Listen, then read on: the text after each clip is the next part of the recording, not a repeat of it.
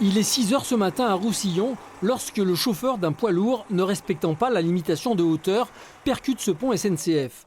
Le conducteur, âgé d'une cinquantaine d'années, qui n'avait pas bouclé sa ceinture de sécurité, décède suite à la violence du choc.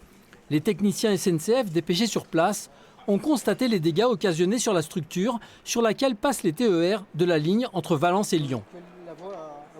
Le pont, enfin le tablier s'est décalé de quelques centimètres, ça a déstabilisé la voie. Et donc on a à la fois un problème de structure en termes d'ouvrage d'art et on a aussi un problème de géométrie au niveau des voies. Donc on doit s'assurer que tous ces éléments-là techniques sont aujourd'hui en sécurité pour pouvoir faire passer des circulations ferroviaires. Hasard de programmation, des travaux sur ces voies étaient prévus aujourd'hui entre 9 h et 15 h. Un seul train a dû rebrousser chemin. Les autres ont été aiguillés sur la rive droite du Rhône, occasionnant des retards de 40 à 60 minutes. La route à cet endroit est pour l'heure condamnée.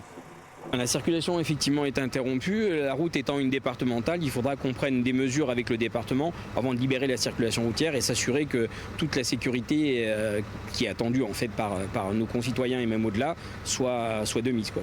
Un retour à la normale est prévu pour demain 16 h. Par précaution, les convois ferroviaires circuleront à vitesse réduite sur cette portion de ligne.